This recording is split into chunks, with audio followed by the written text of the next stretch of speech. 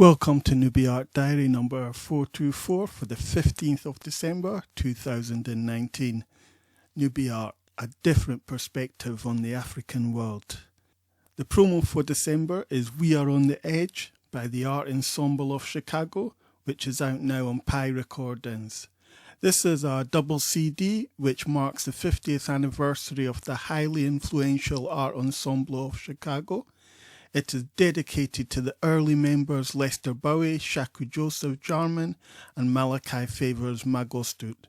They are no longer present in body, but this offering is steeped in their spirit and vision. CD1 is a 12-track studio album with a rotating cast picked from the 17 musicians available to contribute, with Roscoe Mitchell and Famadou Donmoy at the core, with conducting duties handled by Stephen Rush. There's a wide range of tempo and moods here, but it's never short of breathtaking. Variations and sketches from the Bamboo Terrace opens the album with a classical oratory style with vocals by Rodolfo Cordova-Lebrun. His voice also comes to the forefront on the two parts of Jamaica Farewell. Bell's song has a nice percussion-heavy groove with Dudu Kuate, Enoch Williamson and Titus Sompa joining Famadou across the tracks to lay down some mesmeric beats. Moor Mother delivers stream of consciousness poetics on the title track, We Are on the Edge, and I Greet You with Open Arms, which follows. She is also there on the Mama Coco tribute with the imploring lines, Take me back to my homeland, return what you stole from us. Chikongo 50 is the longest piece on the first CD, clocking in at over 9 minutes of percussion-led vibes, with animal sounds layered on top and penetrating to the essence. Villa Chiamo is a short horn piece. Saturday Morning is a bass and Nyabingi drumming workout reminiscent of Count Ozzy and Ras Michael. The track leads into the second cut of Jamaica Farewell. Fanfare and Bell features Tomika Reid on cello on a piece where the group shows their orchestral chops. The last track on this CD is Oasis at Dusk with strings, percussion and a wah-wah effect. It is one of the tracks that shows up again on the live CD, which was recorded at the Edge Fest in Ann Arbor, Michigan. This opens with a 15-minute combined cut of We Are on the Edge and Cards, but without the vocals. Both Moor Mother and Rodolfo Cordova-Lebrun are only on the studio album. The version of Chikongo 50 is trimmed to only 2.5 minutes, but it's all good. Then comes Tutankhamun, the longest track here, which at over 19 minutes gives the ensemble time to really stretch out. The version of Mama Coco here has the Lingala call and response vocals by Tito Sompa and is extended to over 11 minutes. Saturday Morning Live is just as dynamic as the studio version. Odewale and the Theme closes the set with the band being introduced to an appreciative crowd. The Art Ensemble of Chicago are not just on the edge of victory, they have conquered with an essential release that encapsulates their music over the last 5 decades. In the December media, we've got 2 books. The first of them is Faith Ringgold, which has text by Michele Wallace, Faith Ringgold herself and Hans Ulrich Obrist. Faith Ringgold says, as an artist you must unite, raise your voice, tell your story. This catalogue with images of over 60 works was published during Faith Ringgold's exhibition at the Serpentine Galleries from the 6th of June to the 8th of September 2019. The exhibition of paintings, political posters, tankas and story quilts will also be shown at the Glenstone Museum in New York in 2020. Faith Ringgold was born in 1930 and was a childhood friend of Sonny Rollins, who played at parties in her parents' house in Harlem. Her other neighbours included Duke Ellington, Jacob Lawrence, Aaron Douglas, Romar Bearden and Elizabeth Catlett. Faith's sister was Barbara and her brothers were Ralph and Andrew. Madame Posey was her mother's professional fashion designer name. The Life Drawing Artist Studio in 1948 was Faith's first work to get her recognition. The earliest piece here is They Speak No Evil from 1962, the year Faith married her second husband, Burdett Ringgold, while living in the Bronx. In those days, the black bourgeoisie went to Oak Bluffs on Martha's Vineyard in the summer. Here she worked alongside the aspiring artist Pat Goldsberry while their children played. The American People series, which she painted from 1963 to 1967, highlighted the injustices in US society. It was about remaining hidden while in plain view. She was inspired by Picasso, Matisse, Rembrandt, and her American People No.20 die sought to reflect the same horror at violence as Picasso had captured in Guernica. American People No.6 is called Mr. Charlie. The term Mr. Charlie referred to an ingratiating white man with an insincere smile. James Baldwin wrote Blues for Mr. Charlie after the killing of Medgar Evers in 1963. The year also saw the March on Washington, the bombing of the church in which 4 young girls were murdered, and the assassination of JFK. The play followed Baldwin's Fire Next Time and is about the 1955 murder of Emmett Till. American People No.9 is called The American Dream, and this shows an African American woman's face half obscured by that of a white woman. It references the oppression of women and their collusion in their own oppression and that of other women. Michele Wallace credits this piece as inspiring her own interest in feminism. American People No.10, Study Now, shows Shartane Hunter Galt, one of the first students to help integrate the University of Georgia in 1961. The image highlights her determination to receive a quality education. It was the first painting where faith included writing in her work. The words are not always discernible at first sight, as they were not plainly linear, but might be at odd angles or only seen from a certain distance or under close, intense inspection. American People No.14, Portrait of an American Youth, is a painting of Faith's brother Andrew, who died of a drug overdose in 1961. He was infuriated that his life goals were frustrated by white oppressors. American People No.15, Hide Little Children, is about Michele and her sister Barbara's time at an experimental school they attended on the borders of Spanish Harlem, West Harlem, and Fifth Avenue. The painting shows the 2 sisters alongside 3 white children. American People No.17, The Artist and His Model, shows an African-American male artist and his white model girlfriend Muse. This was at a time when interracial relationships were considered to be a revolutionary challenge to society's racism. This was also when the Loving versus Virginia case that overturned the state's ban on such couples getting married was going through the courts. American People No.19, the US postage stamps commemorating the advent of Black Power, has 100 faces in squares with 10 African American faces, as at that time they made up 10% of the US population. The faces form one leg of an X with the words Black Power forming the other. The words White Power are on their side within the painting. Black Light No.9, American Spectrum, was previously called 6 Shades of Black, representing the different shades of the images of African Americans in the painting. The name change made some people think the lighter shades were of white people, when in truth none of them were needed to make a compelling piece of work. Black Light No.10, Flag for the Moon, Die N-word, was an image that wrong-footed the then governor of New York, Nelson Rockefeller, who thought it was a patriotic take on America's colonization of space until the subtle message in the lettering was pointed out to him. The city's Museum of Modern Art, on whose board he sat, chose an alternative work by Faith for their collection. For the Black Light series, Faith also included colourful images such as Big Black, which was based on the Kuba pattern system from Central Africa. In the 1970s, Faith embraced feminism alongside her daughter Michele Wallace, with protests outside US museums. The People's Flag Show exhibition was held at Judson Memorial Church on Washington Square South in Greenwich Village. The promo poster was written by Michele and explored the restrictions on the use of the US flag, which applied not just to actual flags but also images of it. Many people have been arrested over the years for publicly disrespecting the flag. Faith, John Hendricks and Jean Tosh of the Art Workers Coalition were arrested and became known as the Judson Three.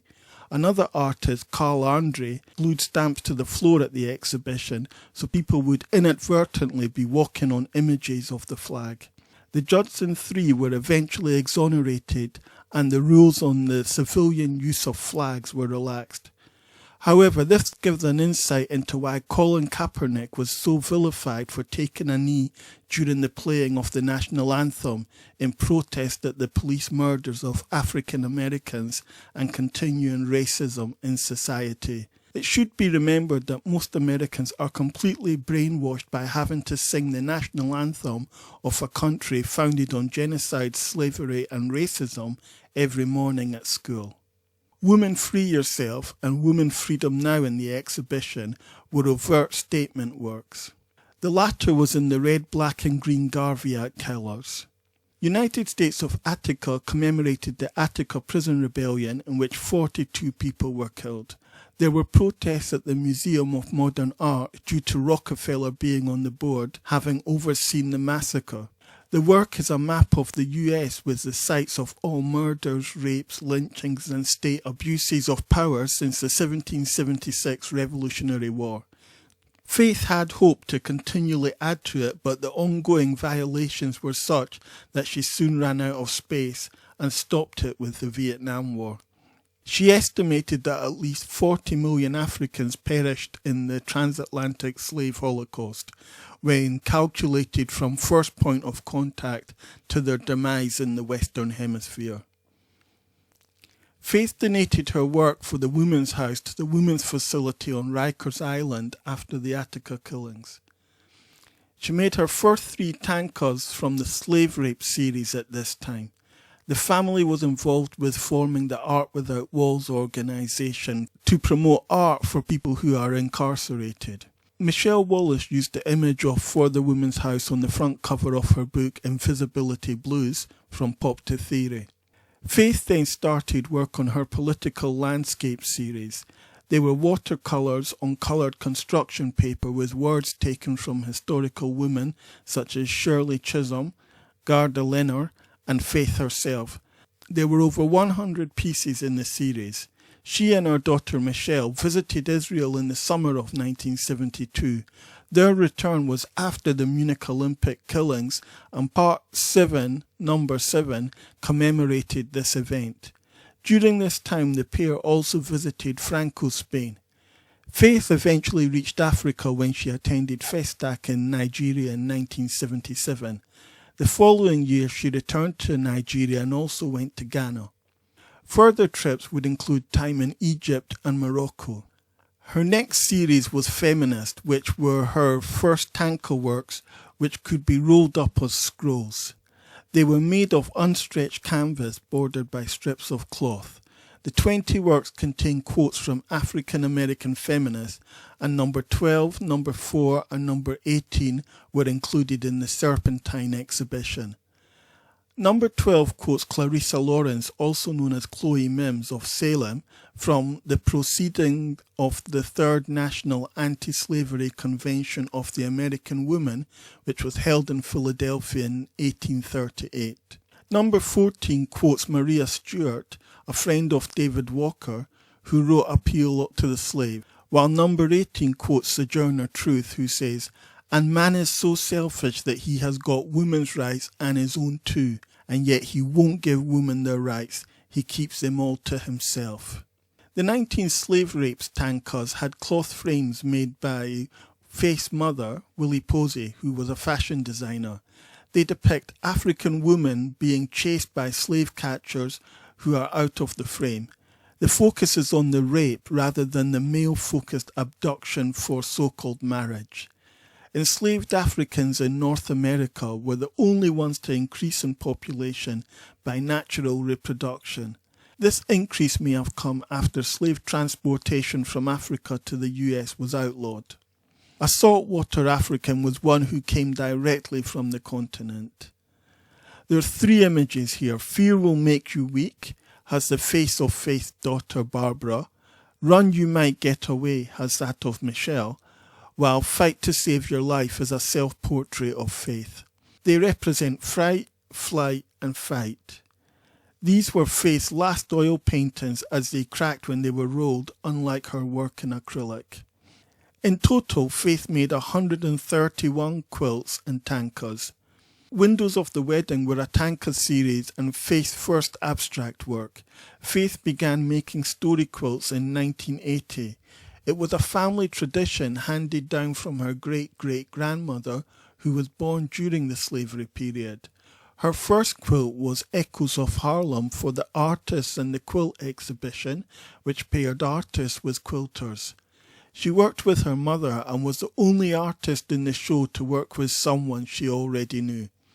Her mother died a year later and Faith produced Mother's Quilt in remembrance. She then produced Who's Afraid of Aunt Jemima alone, which was unusual as most quilts are made in groups. It tells the story of Jemima, her husband Rufus, her parents' children and their spouses through text. The border has Jemima in different clothes and was the work where Faith first reimagined Aunt Jemima as a feminist. Tar Beach was the first quilt in her Woman on a Bridge series of 5 works. Tar Beach was the roof of the flats in Harlem where she and her young friends would go for a snack to avoid the attention of adults. The works include the George Washington Bridge, which Faith used and saw regularly throughout her life. Tar Beach would also become the name of her first children's book when it was published in 1991. Faith became Professor of Art at La Jolla in California in 1984 and spent January to June each year there. Her work also includes images of jazz clubs such as the Mama Can Sing, Papa Can Play series and graffiti such as Subway Graffiti No. 2 of 3, which was painted on canvas framed with quilting. Faith began Change My 100-Pound Weight Loss story quilt and performance in 1986. It consisted of 56 photos for each year of her life. They were painted on linen for each decade. She printed a narrative about the role of eating in her life on another piece of linen. The Change 2 series in 1988 included songs and pictures such as Greasy Food Sure Tastes Good, Mama Made Me Do It, I Hate to Exercise, and Pain. The French collection series of quilts started in 1990 on her 60th birthday at the Château de la Napoule in the south of France. These were based on the fictional heroine William Marie, who goes to France in 1903 and marries a wealthy Frenchman. After he dies, she sends her children back to the US and then becomes a painter, having many adventures such as meeting Picasso and Matisse, for whom she models nude. The works explore the role of a woman and femininity in art. In Picasso's studio, she models nude in front of Les Demoiselles d'Avignon.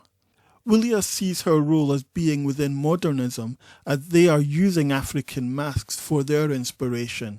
In Café des Artistes, William Marie sits in a roadside cafe among a pantheon that included Edmonia Lewis, Elizabeth Catlett, Meta Warwick Fuller, Lois Mallow-Jones and Faith Ringgold herself. The men in the work are Aaron Douglas, William Johnson, Jacob Lawrence, Romer Bearden, Van Gogh and Maurice Utrillo.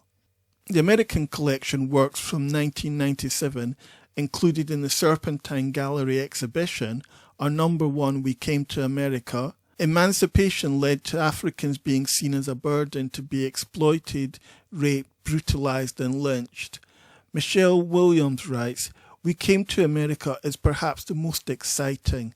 It features a black statue of Liberty, her hair in dreadlocks, holding a black baby in one hand and a lit torch in the other. All around her are the waters of the Atlantic filled with writhing black bodies. In the background is the image of a burning slave ship reminiscent of Turner's masterpiece The Slave Ship, which was formerly titled Slavers Throwing Overboard the Dead and the Dying, Typhoon Coming On. The American collection number 6, The Flag is Bleeding number 2, centres on the African American woman, as she was missing from the first version, which was a deliberate move by Faith to reflect her absence from the civil rights discourse. In this painting, the woman is standing where the African American man stood in the earlier work, American People No. 18, The Flag is Burning, which Faith had done in 1967. The American collection No. 9, The Two Jemimas, is based on Willem de Kooning's Two Women in the Country. The American collection No. 11, Listen to the Trees, is a self-portrait set in Ringgold's home in Englewood, New Jersey. The Jones Road series, Part 1, was works Faith made in 1999 to 2000, while Part 2 are works after 2010 and includes the Underground Railroad quilt images. It was inspired by problems Faith had with her neighbours when she was building her home studio. Coming to Jones Road, Part 1, No. 4, Under a Blood Red Sky, reflects the 150-year journey of African Americans from slavery to semi-acceptance, with race still a prevalent issue. It shows 28 people on their road to freedom, and to reflect their hope, they give the baby with them the name Freedom. The Jones Road series Part 2 has images of the Reverend Martin Luther King Jr., Harriet Tubman, and Sojourner Truth. It also included the quilt We Are Here, Aunt Emmy's Got Us Now, which is set in 1792, as New Jersey, where Faith lives, was one of the last of the Union states to abolish slavery in that year. Richard Wright wrote a book called Black Power in 1954 about his travels to Ghana. This was a decade before Kwame Ture and Adam Clayton Powell Jr. popularised the term as a slogan. The Panthers saw Faith's images but never used them for any of their campaigns. But undaunted, she said, "What's wrong with Black Power? It's good." And then it was Black Power every hour. Faith has published over 20 books, including Harlem Renaissance Party in 2015, about her childhood. The following year saw We Came to America, her children's book which included images of all the ethnicities in the US. Her new book, The Children Forgot to Play, is about the state of the US today. She is also working on a new series about ageing. She now has 23 honorary fine art degrees to her name. Full details of Faith Ringgold's life and art can be found at her website www.faithringgold.com. The second book we're reviewing is Code of Deliverance, Volume 1, Issue 1, The Cure. And this is by von Mozar, and it was edited by Nicholas L. Harrison. Von Mozar's high-tech sci-fi crime thriller has the added element that it is interactive. The reader gets the choice on how the story progresses in a style that will be familiar to anyone who knows his work on the dubplate drama TV series.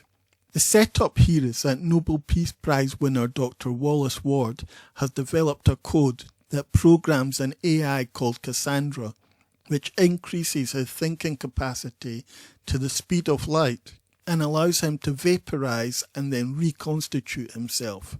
Meanwhile, the planet is dying due to an infectious disease being spread by Martin Donis and his affiliates. Their modus operandi is to rape women and then impregnate them with a fatal virus, while the perpetrators remove their DNA from the crime scene. Ward's sister, Detective Lieutenant Alice Ward Harding, is on the brink of capturing the serial rapist and mass murderer. Ward gets her estranged husband, Special Agent Direct Tom Harding's new encrypted phone number so that he can inform them of his findings and safely bring his research on biological immortality to the world. Soon after contacting Harding and getting assurances that the US Food and Drug Administration's Center for Drug Evaluation and Research approves of his work, Ward's laboratory is broken into and part of Cassandra is taken. Ward is injected with a deadly substance and left for dead. He contacts Alice, who has a vial of the antidote, but will she reach him in time? That decision is up to you, the reader, and you can make your choice before Sunday the 22nd of December at the www.vonmozar.com. Okay, let's move on to lyrics and spirits. The British like to project themselves as a tolerant people, but in reality this is just reverse psychology.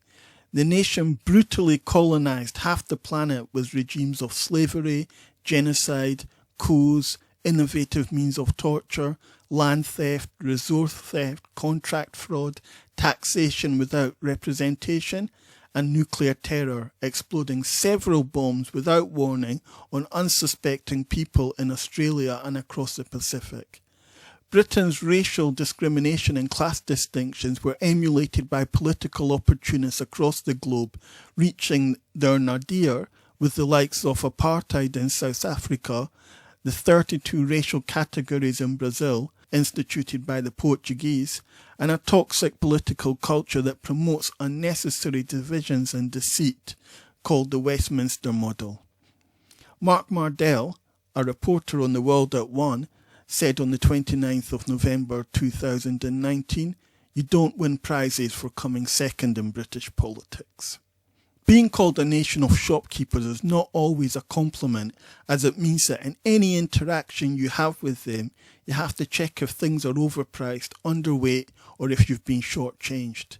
Foodstuffs and medicines are routinely adulterated with bulking agents and substandard carcinogenic ingredients. In November 2019, Tesco's, Britain's biggest supermarket, was caught selling honey that was packed with cheap sugars not on the label. Humans have moved so far from concepts such as Burkina Faso, which means the country of upright and honourable people, or the committee in Ma'at, truth, balance and reciprocity. We need to remember the values we had in the Ruwenzori Mountains and around the source of the Nile. In many African and indigenous cultures, the day started at dawn. However, with the growth of social media and the 24/7 always-on culture, increasingly the world's clocks are moving on to the Greenwich Mean Time plus minus 12 24-hour system. This has become known as the tyranny of the clock, which centres global time, authority and longitude and latitude in Britain, negating the cosmological significance of cultures far older and more attuned to the universe's true movements. There are still a few places on Earth where the days start at 6 a.m. and when you go there you have to check which system they are using when making arrangements to meet up or travel. And that's a long introduction to this poem called Measurement, including London Waiting. Test, trial, race, space, time, money, size, height, worth, distance, length, weight, stress, pressure, love, hate, better, worse, more, less, bigger, smaller, longer, shorter, stronger, weaker, harder, softer, slimmer, fatter, tighter, slacker, heavier, lighter, darker, clearer, originally, immediately, ultimately, infinitely, actual, relative and imagined similarities and differences, personal choice, partnership, teamwork, line management, group accountability, collective responsibility, regional autonomy, national unity, global understanding, self-determination, independence by degrees. Liberty is an extreme. It knows no boundaries. And that's a poem I wrote back in February 1990, and I published it in my book of Slaughter and Consumption. If you still find copies of that, you're really good. And that brings us to the end of this podcast, and this will be the last Nubiart Diary of 2019. So we'd like to thank all the readers, publishers, distributors, artists, musicians, authors, actors, event organisers and our contributors who helped make Nubiart Diary throughout the year and provided us with information and items to review. There's no end of year best of lists, as you can read bucket loads of them on various other anti-social media outlets. Instead, we would wish you all a happy and safe festive season. If you want to get in touch with us, is Kobara Zamani, African Quest, PO Box 35165, London SE5 8WU. The email is africanquest1@hotmail.com, and on Twitter we're at Nubiart Diary. And we'll just end by giving you our saying, talk sense or it don't make sense you talk. Thank you for listening. Goodbye.